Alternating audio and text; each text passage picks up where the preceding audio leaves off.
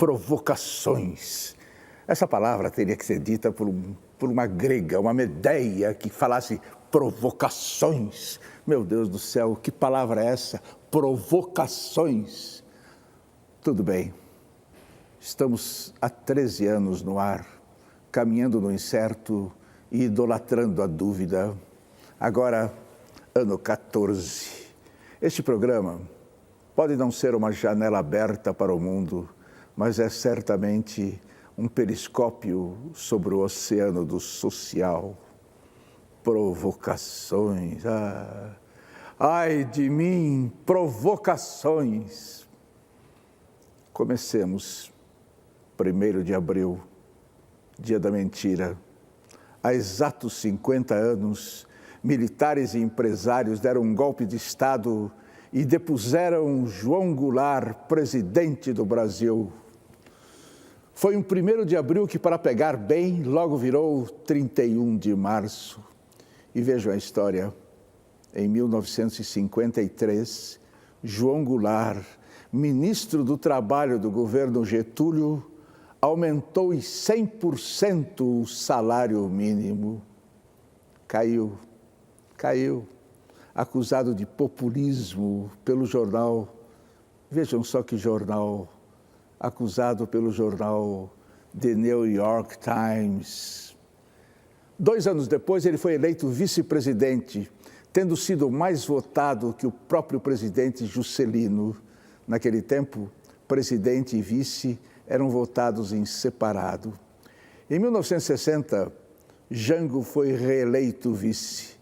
Um ano depois, quando Jânio renunciou, os militares tentaram impedir sua posse na presidência. Não conseguiram, mas o derrubaram em 1964, também sob o aplauso do The New York Times. Morto no exílio em 1976, dizem que talvez tenha sido envenenado. Quem vem aqui conversar sobre isso, sobre aquilo, sobre o que ele quiser falar, ele tem o direito de ficar falando aqui nesse programa o que ele quiser, o tempo que quiser, sobre o assunto que ele quiser. Porque ele é o filho de João Goulart, ele é João Vicente Goulart. João Vicente Goulart. Você supõe que seu pai foi morto ou tem certeza? Bom, nós temos a obrigação de, depois dos inúmeros indícios que nós temos, inclusive no pedido de abertura desta investigação, depoimentos de ex-agentes que dizem ter participado da operação que haveria eliminado o presidente João Goulart, nós temos documentos liberados pelo próprio SNI brasileiro de um agente B que estava, inclusive esse documento, ele diz: ontem estivemos na casa do ex-presidente João Goulart e de forma clandestina subtraímos das gavetas de seus quartos os seguintes documentos: carta do Perón, carta de Ulisses Guimarães, relatórios econômicos, carta de políticos brasileiros, e enumeram uma série de documentos que eles subtraíram de dentro das gavetas do quarto de meu pai, no exílio em Montevidéu. Nós temos documentos do próprio Henry Kissinger, liberados pelo Departamento de Estado americano, que naquele então está na África e comunica o seu embaixador no Uruguai, que era o Slauderman. Ele comunica ao seu embaixador dizendo que não se intrometa nas operações que estão sendo levadas a cabo entre os serviços secretos do Brasil, Uruguai e Argentina sobre os assassinatos seletivos, que essa operação era para o embaixador não se meter e deixar-se acontecer.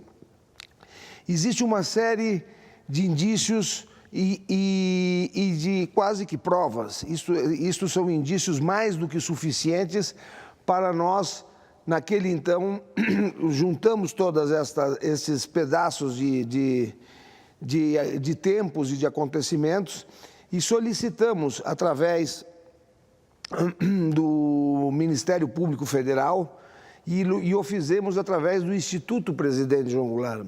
Porque nós tínhamos certeza naquele então, nós entramos com esse pedido em 2007, que se fizéssemos esse pedido em nome da família, lamentavelmente nós teríamos de parte das autoridades brasileiras a lacônica resposta de que não crime de assassinato em nosso país prescreve em 20 anos, mesmo sendo eles de lesa humanidade, como seria enquadrado no caso. Nós tivemos, então, que fazer esse pedido em nome do Instituto e tratando o ex-presidente, como são todos os ex-presidentes de nosso país, como um bem cultural e imaterial da nação brasileira. Pois, até hoje,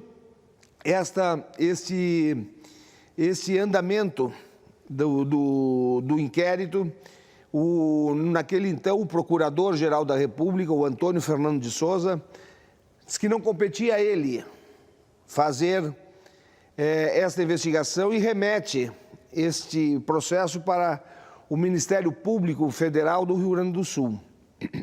Veio a se instalar depois a Comissão da Verdade. Dentro desse inquérito que corre lá, esse pedido de investigação por parte do Instituto Presidente João Goulart, que foi uma entidade criada pela família para preservar e relembrar não só o homem, como o governo e os fatos do período João Goulart, nós colocamos ali esse pedido. E por 2 vezes quiseram, inclusive, arquivar isto, antes da criação da Comissão da Verdade. Nós estivemos, após isto, com a subprocuradora da República, a doutora Gilda Carvalho, e depois de nós recorrermos e nós explicarmos a ela a teia que existia em tudo isto, que teria sido em função da Operação Condor, que foi uma operação elaborada na América Latina, na época de todas as ditaduras latino-americanas, e ali colocamos alguns nomes de agentes americanos que moram sob proteção do Estado americano, que estão nessa lista, e nós pedimos a oitiva desses agentes. Então, a linha de investigação para elucidarmos a morte do presidente João Goulart, diante de tantos indícios, eu acho que é um dever do Estado brasileiro para com a sua história, com o seu presidente, porque o que aconteceu a Jango pertence ao Brasil. Ou seja, esclarecer a morte do presidente João Goulart é um dever da nação brasileira. Quem vai analisar os restos mortais de Jango? A exumação não é o fim dessa história, porque ela pode ser inconclusiva. Nós ainda esperamos que o Ministério Público tenha a coragem e a soberania necessária de abrir esta ação cautelar para que, como outros juízes, o juiz Baltazar Garçom, o juiz Madrid, que está com o caso do presidente Frei, que também foi envenenado no Chile, já foram e já ouviram agentes americanos nessas condições. O Brasil até hoje não quis fazer esse movimento em função de fazer a oitiva desses agentes nos Estados Unidos. Nós autorizamos a exumação e a exumação foi feita através dos poderes constituídos pela Comissão Nacional da Verdade. Nós organizamos, foi um trabalho muito dedicado da Secretaria de Direitos Humanos da Presidência da República. Foi um trabalho feito com vários peritos, foram convidados peritos argentinos, porque ele morreu na Argentina, porque existe um processo correndo na Argentina também, para que amanhã ou depois não se solicite novamente uma exumação desse tipo, porque a Argentina poderia solicitar isso. Uruguaios, porque haveriam também agentes uruguaios envolvidos e o serviço secreto. Brasileiros, é claro, da Polícia Federal do Brasil. Peritos indicados pela Cruz Vermelha Internacional e perito indicado pela família, que foi os peritos cubanos. Um perito cubano, que é o Dr. Jorge Pérez, que foi inclusive quem levou os restos do comandante Guevara para Cuba, ele localizou e levou para Cuba novamente. Constatado o envenenamento, como chegar aos mandantes do crime e ao executor? É muito difícil, eu acho que que, se constatado realmente o envenenamento, nós temos que mudar a história do Brasil, né? Porque realmente a perseguição e a morte de um ex-presidente no exílio muda um pouco a história do nosso país. Ou seja, mataram um presidente constitucional no exílio, não é? Porque se houve um atentado de parte ou um conluio de parte do Estado brasileiro, porque se diz que o delegado Fleury estaria nessa reunião em Montevidéu, nós temos que mudar a história do Brasil. E eu acho que para a história do presidente João Goulart, sem dúvida alguma, será um grande avanço no sentido de mostrar ao povo brasileiro e às novas gerações que lutar pela pátria, pela liberdade e pela democracia vale a pena. Há quem ache que as mortes de Jango, Juscelino e Lacerda, todas muito próximas, fizeram parte da abertura lenta, gradual e segura, anunciada pela ditadura em 1974. Comente. Eu acho que existe uma coincidência muito grande. Uma coincidência muito grande porque Juscelino morre em setembro, eu acho, o presidente João Goulart em dezembro e o Lacerda em fevereiro de 77. É uma coincidência muito grande porque os três haviam feito a frente ampla. E eram três líderes, um de direita, outro de centro e outro de mais à esquerda, mas eram três líderes que amavam o seu país e tinham uma condução e um papel de responsabilidade numa possível abertura.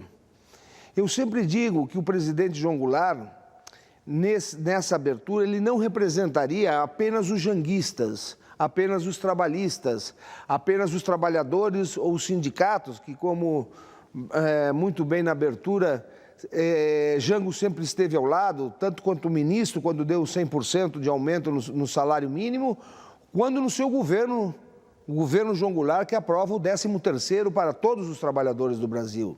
Esses três líderes teriam, sem dúvida, um desempenho e uma responsabilidade muito grande na abertura. E estavam saturadas as ditaduras latino-americanas como política do Departamento de Estado americano. O mundo entrava na era da globalização e para fazer uma economia mundial globalizada tinha que ser feita democraticamente, mas sem os líderes nacionalistas. Por que e como seu tio Leonel Brizola sobreviveu?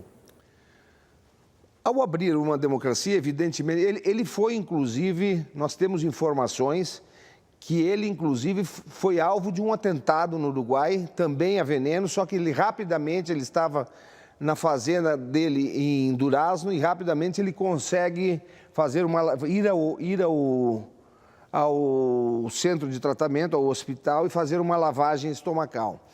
Mas, evidentemente, que a abertura se dá num aspecto lento, como bem a gente falou aqui.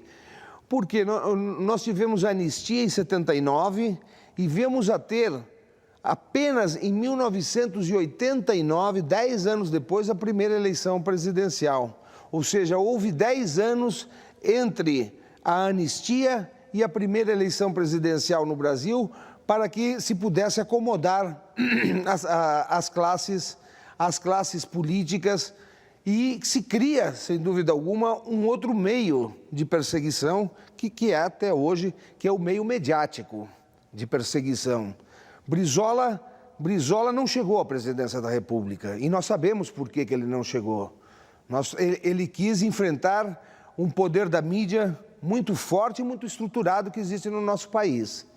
Agora, evidentemente que para abrir, a mídia controlou certos setores, e nós viemos a ter o primeiro presidente eleito, um presidente que representava os interesses do capital internacional que ia abrir a economia mundial.